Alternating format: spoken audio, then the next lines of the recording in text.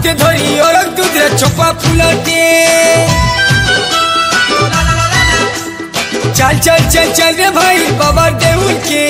हाथे धरी ओरक दुधेर चोपा ফুলটে खाली पादे चलो नाई दे तो डिम खालो